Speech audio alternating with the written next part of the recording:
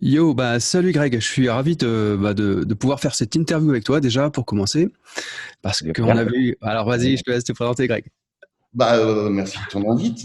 Me présenter encore. Ah C'est là là. le truc qui est chiant avec les interviews, c'est qu'à chaque fois, il faut se présenter. Grégory Lagrange, si tu ne me connais pas, toi, chez toi, qui c'est que je suis? Moi, je me suis accoquiné avec marketing depuis un petit moment, les deux loustiques, là. Ils sont plutôt cool, ils nous aident à faire pas mal de trucs sympathiques. Je bosse sur le web on est en quoi, 2019, ça va faire à peu près 10 ans. Moi, j'ai commencé bien avant, en fait. Enfin, un peu avant, quelques années plus tôt, à la base, parce que je montais des soirées quand je vivais à Amsterdam, des concerts avec des visuels, des choses comme ça, de la musique électro, et je cherchais des moyens de ramener plus de monde. Et c'est comme ça que je me suis intéressé aux techniques de marketing direct au début. Après, c'était l'époque de MySpace, les tout débuts de Facebook. Voilà, comment tu arrives à convaincre plus de gens de venir, comment tu le fais aussi via le web. Et puis, je suis tombé dans la marmite du marketing, découvert tout ce qui est technique d'influence, de persuasion pour convaincre les gens, la vente. Et puis, je me suis complètement passionné pour le truc, jusqu'à Ok. commencer au début à coacher, à faire quelques pages de vente. Et puis, j'ai monté un site qui s'appelle Lifestylers en 2013. Et principalement, maintenant, ce que je fais, c'est que j'envoie un mail par jour à ma liste pour leur montrer un petit peu différemment ce qu'on peut faire vraiment en maîtrisant le marketing, la persuasion, le copywriting notamment, pour vendre bien plus facilement. Et en parallèle de ça, j'accompagne des entrepreneurs pour les aider donc en coaching, consulting, t'appelles ça comme tu veux, pour les aider à passer des caps et à augmenter leur chiffre d'affaires. Je fais aussi le marketing de plusieurs clients qu'on a fait. Ça fait des années que je bosse avec eux. Enfin, il y en a un qui a pris sa retraite maintenant depuis quelques mois, mais principalement trois. Voilà, on est parti sur la gamme des 400, 500 000 euros de CA, et puis il va les faire passer progressivement 1 million, 2 millions, plus de 2 millions. Ok. Là, je me charge de tout pour eux, que ce soit voilà, créer des offres, les penser, rédiger leurs mails, leurs argumentaires de vente, déployer toute la stratégie. Enfin, voilà, c'est le plus gros de ce que je fais en mode compressé. Ouais, j'imagine. J'imagine parce que du coup, effectivement, t'as un riche parcours de copywriter. Et d'ailleurs, je tiens à le rappeler pour les personnes qui vont regarder l'interview mais qui ne te connaissent pas encore.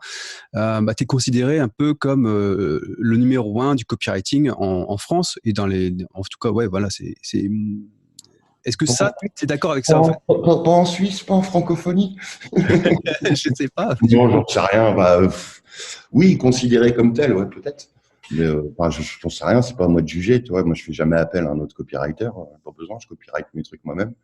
C'est les retours qu'on m'a fait, en tout cas.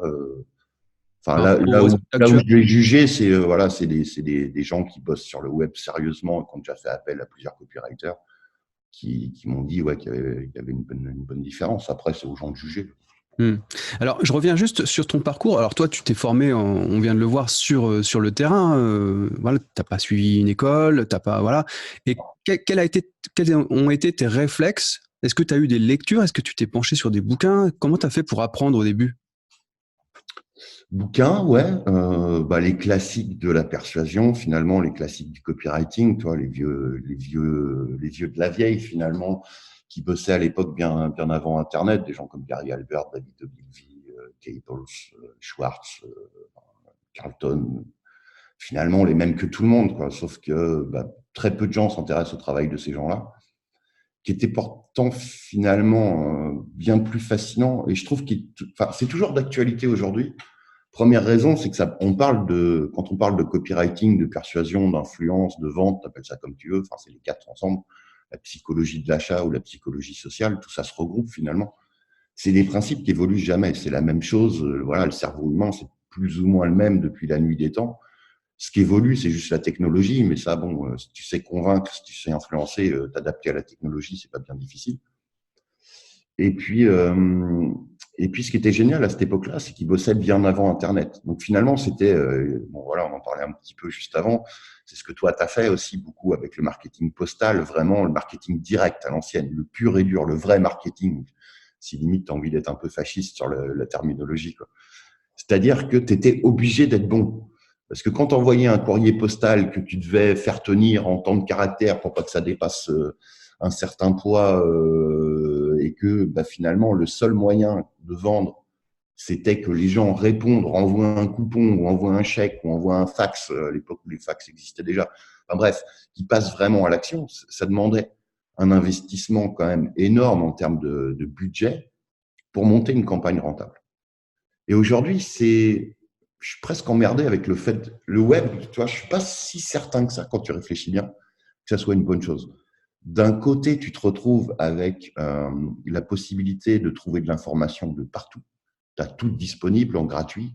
Bon, après, voilà, se former à coup de gratuit, ça fonctionne pas parce que tu te perds dans les méandres du truc, tu sais pas ce qui marche. Assembler les pièces du puzzle, c'est un casse-tête impossible. Mais toute l'information est trouvable facilement, soit en gratuit, soit dans des formations. N'importe qui peut se lancer sur le web. Un site WordPress, tu le montres en 2 clics, même si tu connais rien en technique. Enfin, tu vois, tu n'as plus de barrière à l'entrée comme il y avait à cette époque-là. Et je suis pas sûr que ça soit une bonne chose finalement. Est-ce que toi, ça veut dire, par exemple, si je comprends bien tes propos, est-ce que ça veut dire que le mailing postal à l'ancienne, il demandait une plus grande rigueur et du coup, il laissait moins de place à l'approximation? Est-ce que c'est ça? Ouais, c'est ça. Ouais. Tu n'avais pas de place pour l'amateurisme. Et en soi, c'est pas grave, tu vois. Enfin, oui, c'est une chose géniale qu'on ait accès, et pas que pour le marketing ou le copywriting ou tout ça, à autant d'informations et que tout soit aussi simple, que ce soit pour lancer un nouveau projet, devenir entrepreneur, quel que soit le domaine finalement. Mais le problème, c'est que cette facilité-là nous oblige à être paresseux et pas à apprendre les choses qui sont finalement les bases, les fondamentaux et qui rendent tout 100 fois plus facile derrière. Toi, il y a un truc qui me fait halluciner des fois. Enfin, moi, je pète des plombs. Enfin, les gens, ils font ce qu'ils veulent, quoi. Qu'est-ce que veulent les gens qui se lancent sur le web? Ils veulent vendre plus. C'est basique, mais c'est vrai. C'est ça. Ah ouais. Et tu veux vendre plus. Et le mot vendre, ça veut dire quoi? Qu'est-ce qu'il faut que tu apprennes si tu veux vendre plus? Bah, la vente, putain.